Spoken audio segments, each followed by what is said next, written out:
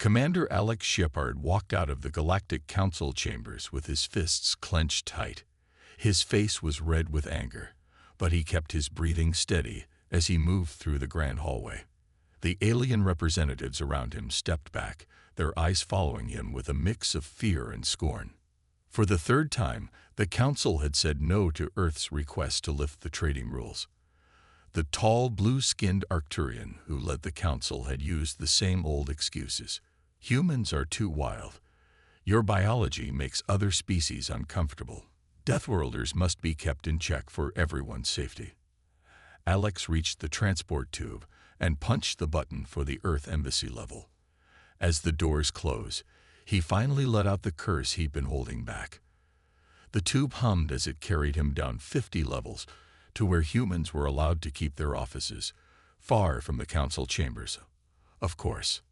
Inside the embassy, Admiral Natalie Cruz was waiting with 4 other military leaders around a table.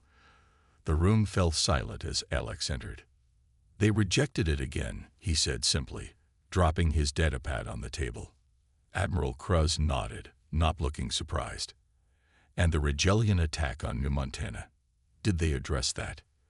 "An unfortunate incident," Alex quoted, his voice dripping with bitterness. "They claim there's not enough proof it was done on purpose. Meanwhile, 3,000 colonists are dead." Chief of Security Daniel Wright, a stocky man with gray at his temples, tapped the table screen, bringing up images of the destroyed settlement. "That's the 4th incident this year. And we have solid evidence the Zabraki are still taking our people for their labs." Lisa Chen, Intelligence Director, flicked her wrist to send new files to everyone's screens. "Our spy drones caught this yesterday. Another transport of missing colonists heading to a research base in the Ta City system. The images showed humans in stasis pods being unloaded from ships. Some looked injured. All were unconscious." Admiral Cruz stood up slowly. She was not a tall woman, but her presence filled the room. 20 years as a ship captain and 10 more as an admiral had given her a quiet authority that made even alien diplomats pay attention. "They think we're just going to roll over and take it," Daniel said, his voice low and dangerous. "They've been testing our boundaries for decades." "Yes, they have," Admiral Cruz replied. She picked up a small device from the table and pressed her thumb to it. The wall screen lit up with a new message from Earth Central Command. It was simple and clear. "Authorization granted." "Is this what I think it is?" Alex asked, scanning the file code at the bottom of the message. Cruz nodded. "Operation Thunderclap is now active. I believe the galaxy is about to learn the difference between patience and weakness." The room grew silent as everyone processed what this meant. For 50 years, humanity had played by the Council's rules. They had been good neighbors despite being treated like dangerous animals. They had been patient while their people were taken, their colonies attacked, and their rights ignored. "Send the coded signal to all our hidden assets," Cruz ordered. "And alert Captain Donovan on the U.S. Defiant. His team goes in first." Alex looked at the stern faces around him. These weren't angry hotheads looking for a fight. These were people who had tried peace, tried diplomacy, tried everything by the book, and they had been ignored or patronized at every turn. "Will the Council declare war when we do this?" he asked. Cruz's smile was cold. "Probably. But they've been at war with us from the beginning. They just didn't have the decency to declare it." She looked at each person in the room. "We've prepared for this day for 15 years. It's time to show the galaxy what happens when Deathworlders have had enough." Lieutenant Olivia Parker studied the blue hologram floating above the table. It showed the Zabraki research station orbiting Tav City IV. The ship around her, the U.S. Defiant, was running dark, its engines cold as it drifted just outside the station's sensor range. Everyone clear on the mission. Captain Eric Donovan asked the 12 men and women gathered in the briefing room. All of them wore black armor with no markings. "Get in, free our people, get the proof, send the message," Olivia replied. The others nodded. They were all veterans, trained in Earth's toughest programs. Most aliens couldn't even survive the gravity on Earth for more than a few hours. These humans had been born in it, trained in it, and were now weaponized by it. "Remember," Donovan said, his voice serious, "this isn't just about saving our people. High Command wants to send a message." An hour later, their shuttle approached the station with faked ID codes. The Zabraki, thinking it was a supply ship, let them dock without questions. As soon as the airlock opened, the team moved in. Olivia led the first group. The aliens they met moved slowly compared to humans, their bodies built for a world with less gravity and fewer dangers. By the time the Zabraki guard reached for his alarm, Olivia had already crossed the room and knocked him out. "Team 2, find the control room," she whispered into her comm. "Team 3, with me to the cells." They moved through the station like ghosts. To the Zabraki, human movements looked unnaturally fast and smooth. Many didn't even have time to cry out. The team found 57 humans in the cells. Some had been there for months, used for tests and experiments. The Zabraki scientists had been studying what made humans able to survive on a death world like Earth. "We're getting you out," Olivia told a thin woman who stared at her in disbelief. "Earth sent us." On the upper level, Team 2 had taken over the control room. Sergeant Ben Fowler was copying all the data from the Zabraki computers, while Staff Sergeant Kim Rogers planted charges on key systems. "Security breach in Sector 7. A panicked voice suddenly announced over the station's comms. But by then, it was already too late. "Time to go," Donovan ordered over the comm. "Is the message ready?" "Yes, sir," Rogers replied. "It'll play on every screen in the station before the charges blow." Olivia and her team rushed the freed prisoners to the shuttle. Many were weak or sick, but the sight of human rescuers gave them strength. In 15 minutes, they were all aboard. The Zabraki were finally organizing a response, but they were too slow. By the time their security teams reached the docking bay, the human shuttle was already pulling away. "All teams clear," Donovan confirmed, watching the station grow smaller through the viewport. "Detonate the charges." On the primary control screen of the station, a message appeared in Galactic Standard. "No more diplomacy. No more patience. Touch our people again, and this will seem merciful." Then the charges blew, not destroying the station, but crippling its research labs, wiping its computers, and leaving the Zabraki stranded until help could arrive. In the shuttle, a rescued prisoner named Jack Walsh looked at Olivia with wide eyes. "They told us Earth had abandoned us, that the Council wouldn't let you come." Olivia helped him drink some water. "The Council doesn't tell us what to do anymore." Back on the Defiant, Captain Donovan received a message from Earth Command. On screens across the galaxy, similar missions were unfolding.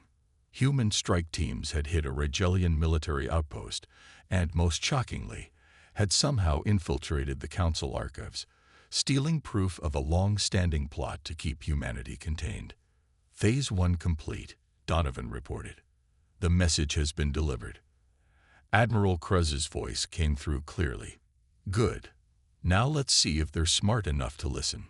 The Defiant fired up its engines, no longer hiding. It was time for Phase 2. The galactic news networks exploded with reports. Screens in every corner of known space showed the same images. The burning Zabraki research station, the damaged Rigelian military outpost, and most shocking of all, the break-in at the Sacred Council archives. In a fancy apartment on the upper levels of Galactic Central, Councillor Vereen of the Arcturian Dominion watched the news with growing horror. Her slender blue fingers trembled as she called for an emergency council session. "The humans have gone mad," she told her aide. "They must be stopped before other species get the same idea." 2 hours later, the council chamber was packed. Representatives from 30 major species sat in their assigned seats, many shouting at each other. The humans had hit targets across the galaxy all at once. No one knew how they had done it or what they would do next. "Order. I demand order," Councillor Vereen called, her voice rising over the noise. These acts of aggression cannot stand. The humans must be sanctioned immediately. Ambassador Mason Howard, Earth's representative, sat quietly in his lower-tier seat. The humans had always been given seats far from the center of power. Now, all eyes turned to him as he stood. For decades, he began, his voice calm. We have followed your rules. We have endured your looking down on us, your using us, your attacks on our colonies. He stepped forward, breaking protocol. You called us violent, unpredictable Deathworlders, then gave us every reason to prove you right. This is outrageous. The Regellian ambassador shouted. Your species has attacked peaceful research facilities. Mason smiled coldly. Peaceful. We found 57 human prisoners in the Zabreki station. People who had been cut open and studied while still alive. He pressed a button on his wrist device. Suddenly, the big screen in the chamber showed horrible images. Humans in cells, many with fresh scars or missing limbs. Then the screen changed to show documents from the Council archives, stamped with official seals. Project Containment. Mason read from the files. A 50-year plan to keep humanity trapped in our home system. To limit our technology. To study us like lab animals. He looked around the room. All voted on by this very council. The chamber went silent. Many lower-tier species looked shocked. They hadn't known about these secret votes. Ambassador Howard. Councillor Vereen said, trying to sound calm. These are internal council matters. You had no right to steal. She stopped as the chamber's lights suddenly dimmed. On every councillor's personal screen, a new image appeared. Human ships. Hundreds of them. Dropping their disguises all across council space.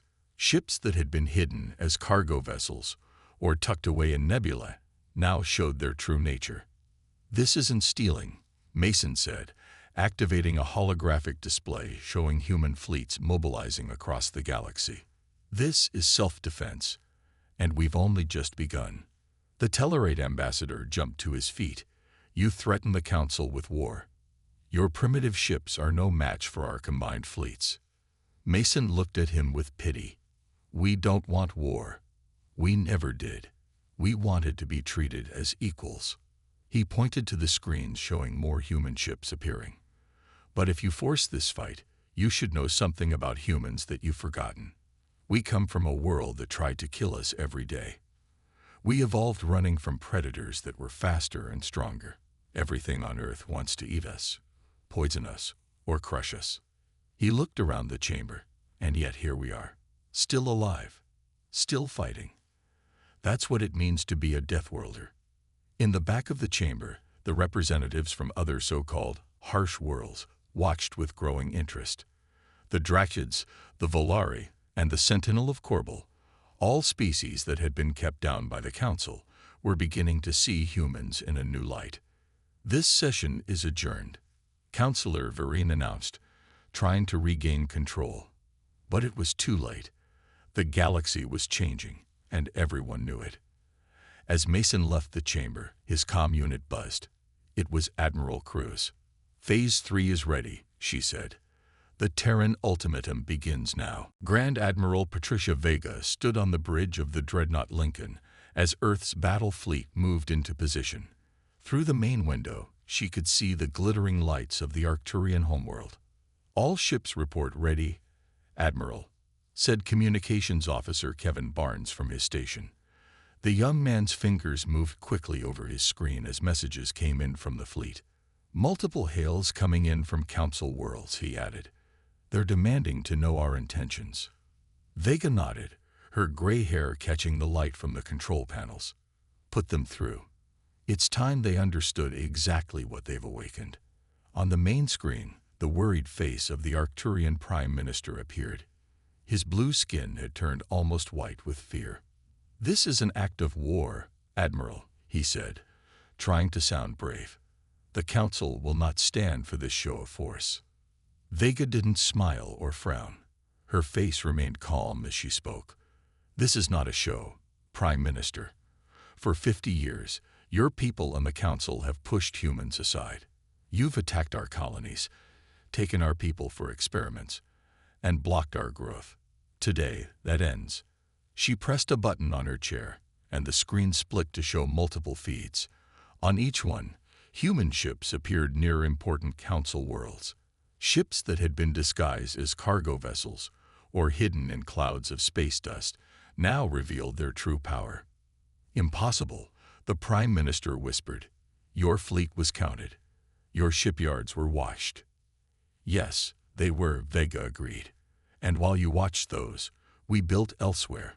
While you studied our official ships, we created new ones with technology you thought we couldn't understand." The Council had always feared human ability to adapt and change. Now they were seeing it firsthand. Earth's technology, which they had called inferior, had been mixed with reverse-engineered alien tech, creating weapons that no one had expected. At the same time, on 7 major worlds, the elite human strike teams led by Commander Ryan Frost were attacking military bases, not to destroy them, but to show how easily they could. The aliens had never fixed certain weaknesses in their systems, believing that primitive humans couldn't possibly find them. They had been wrong. "What do you want?" the Prime Minister finally asked, his voice shaking. Vega leaned forward. "Justice, equality, and the immediate end of all anti-human policies across Council space." On her personal screen, Vega watched as Commander Frost's team took control of the Regellian defense network in less than 10 minutes. They could have fired the Regellians' own weapons at their cities. Instead, they simply shut the system down and left a message. "We could have done worse. You have 12 hours to call a full council session and vote on our demands," Vega told the Prime Minister. "If you refuse, we will show you what Deathworlders can really do when threatened." The screen went dark as she cut the connection. Around her, the bridge crew worked quietly. They knew what was at stake. Lieutenant Shane Rivera approached with a datapad. "Admiral, we're getting strange signals from the Drachid and Volari systems. They're requesting private channels." Vega raised an eyebrow. The Drachids and Volari were also from harsh worlds, though not as harsh as Earth. They too had been kept down by the Council for centuries. "Put them through to my ready room," she said, standing up, "and keep the fleet at alert status. The next few hours will decide if this ends with words or with blood."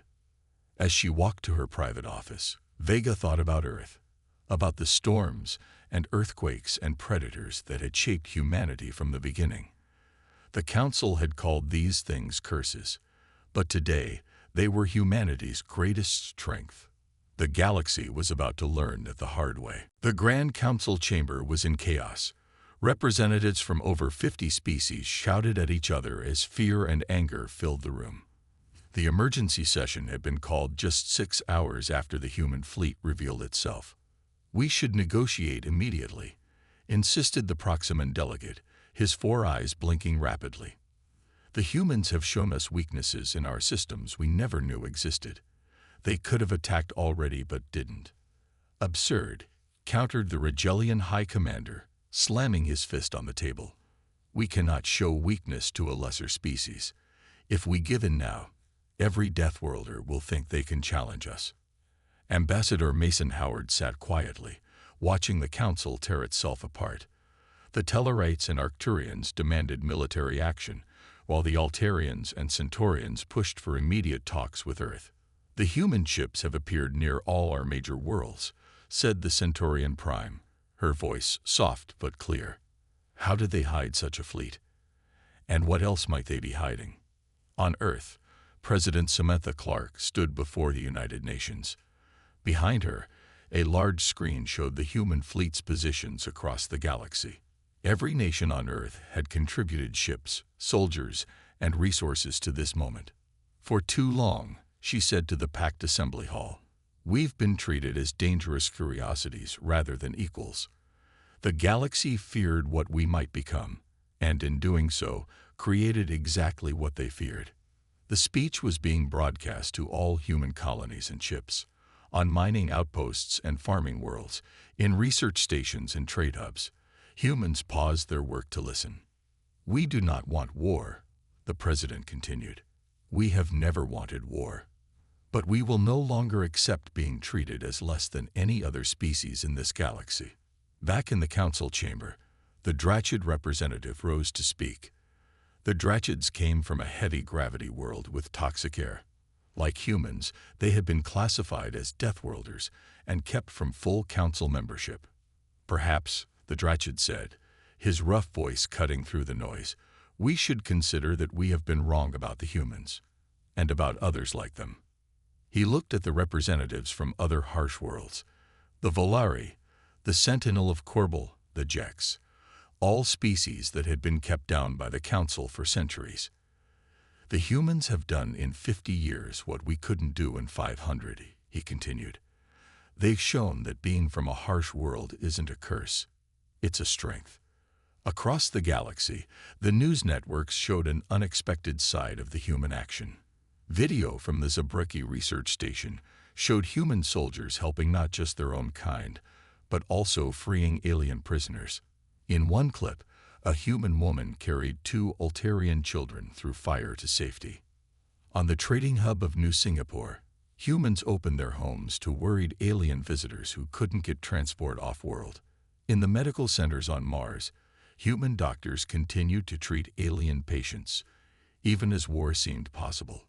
These images spread quickly across the galactic net. Many alien species began to question their leaders. Had humanity been misjudged?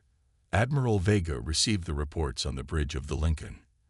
Next to her stood representatives from the Drachids and Volari, who had come aboard under secret agreement. "The council is fracturing," said the Volari ambassador. "Many worlds are reconsidering their position on Earth." "And on all Deathworlders," added the Drachid. "Your actions have given us hope that we too might be recognized as equals." Vega nodded, but her eyes remained on the tactical display. "The Regellians and Tellarites are moving their war fleets. They're not willing to give up power so easily." She pressed her comm badge. "All ships, maintain positions. The next few hours will decide if this ends peacefully." She paused, then added, "But be ready for those who prefer the hard way." On the main screen, the Regellian Tellarite Coalition fleet was gathering near the Arcturus Gate, the fastest route to Earth. The Regellian Tellarite Coalition made their move. Over 50 warships jumped into formation, their engines glowing bright as they headed toward the Arcturus Gate, the main faster-than-light passage leading to Earth. Their plan was simple: push through the gate and reach the Sol system before humans could react. They never made it. As the alien fleet approached the gate, sensors detected something waiting for them. Admiral Vega had predicted their response and prepared accordingly. On the bridge of the Lincoln, she watched the tactical display with calm eyes. "All ships, weapons free," she ordered. "Show them what Deathworlders can do when provoked." The human ships appeared from behind moons, from within dust clouds, and from places where the Regellian sensors couldn't reach. It wasn't just a fleet, it was an armada. Every ship Earth could spare had been sent to defend this crucial point. "They're trapped," said Lieutenant Rivera, looking at the display. "They can't retreat without exposing their engines to our guns." Vega nodded. "Send the message one more time. They can turn around and live, or continue and face the consequences." The battle that followed would later be studied in military schools across the galaxy. The Regellian ships, used to formal, predictable battle patterns, were not ready for human tactics. Human captains performed high-speed turns that would have killed most alien crews. The key forces inside human ships would have crushed bones of softer species, but humans endured them. Their small, fast attack craft darted between the larger Regellian cruisers, causing chaos in their neat formations. "Their ships are breaking formation," Rivera reported, watching the display. On the Tellarite flagship, General Vorks could not believe what he was seeing. "How are they moving like that? Their crews should be dead from such maneuvers." His tactical officer, looking pale, pointed to new readings. "Sir, we're detecting human boarding craft approaching our ships." Vorks laughed. "Boarding parties. In the middle of a space battle, the humans are truly mad." But his laughter died when reports came in.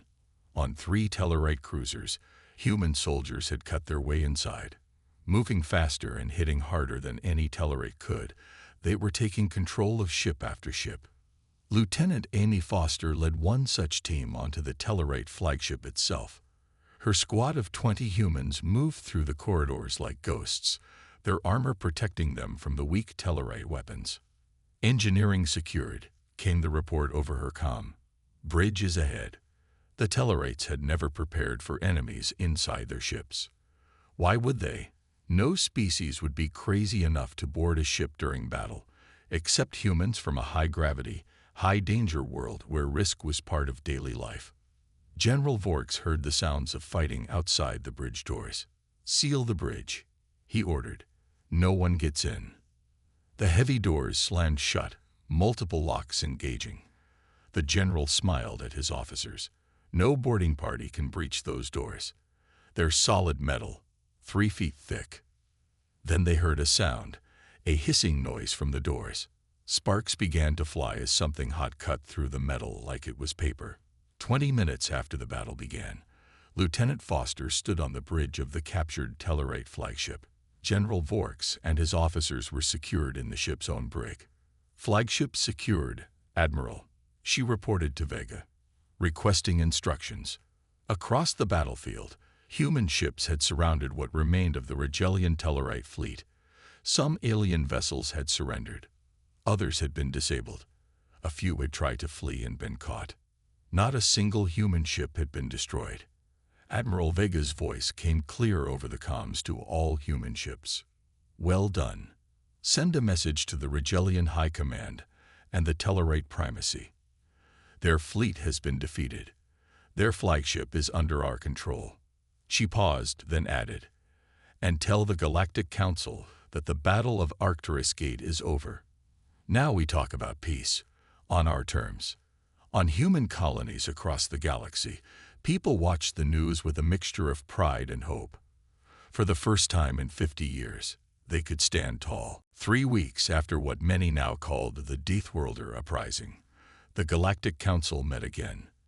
This time, the chamber looked different.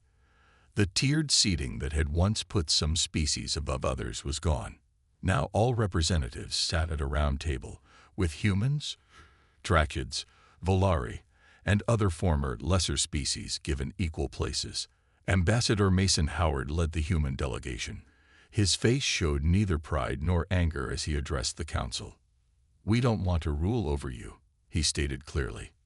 "We don't seek revenge for past wrongs. We want respect. We want equality.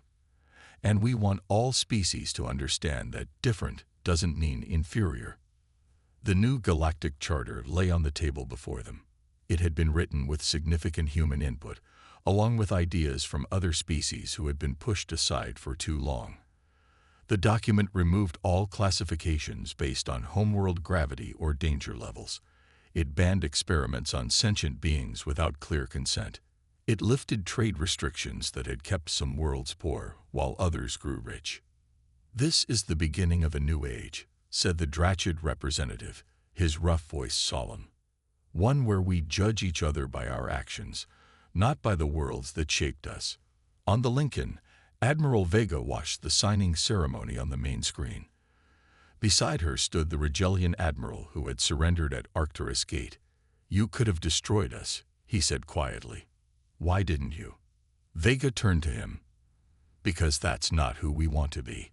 Humans can be fierce when threatened, but we prefer peace when possible." The Rigelian seemed confused. "But your world made you into warriors. Everything on Earth is deadly." "That's where you're wrong," Vega replied. "Earth didn't just make us strong or fast. It taught us to adapt, to work together, and yes, to fight when needed. But it also taught us that those who survive best are those who cooperate." Across human space, things were already changing. Captain Eric Donovan, now leading Earth's new interspecies security force, worked alongside former enemies to shut down illegal research labs across the galaxy. Human doctors shared medical knowledge with alien physicians, while alien engineers helped humans improve their ships. On New Montana, where the Regelian attack had killed thousands. Human and Regelian workers rebuilt side by side. It wasn't easy, and there were still angry words and suspicious looks. But it was a start. Back in the council chamber, the final signatures were being added to the new charter. The Arcturian Councillor Vereen, who had once called for humans to be contained, now stood to address the gathering. "We feared what we did not understand," she admitted, her voice humble. "We saw your ability to survive harsh conditions as a threat rather than a gift. In our fear, we created the very situation we hoped to avoid." When the ceremony ended, Admiral Kruz found herself speaking with a young Zabreki diplomat who approached her nervously. "Is it true what they say about humans?" he asked. "That you can break bones and keep fighting? That your bodies heal damage that would kill others?" Kruz smiled, thinking of all the misunderstandings that had led to this moment.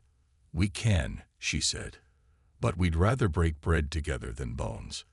She held out her hand in the human gesture of friendship. "Welcome to a new era." That evening, on the observation deck of the station, Ambassador Howard stood with representatives from Earth's former enemies and new allies. Below them, the blue-green marble of the Centaurian homeworld turned slowly. "They called us Deathworlders," a Drakshid observer said, "as if it were something to be ashamed of." Howard nodded. "The universe now understands. Humanity's greatest strength wasn't our physical capabilities or our adaptability. It was our capacity to endure mistreatment with patience until that patience ran out." He raised his glass. "To a galaxy where no one is judged by their world of origin, but by the future we build together." Around the room, glasses rose in a toast to peace.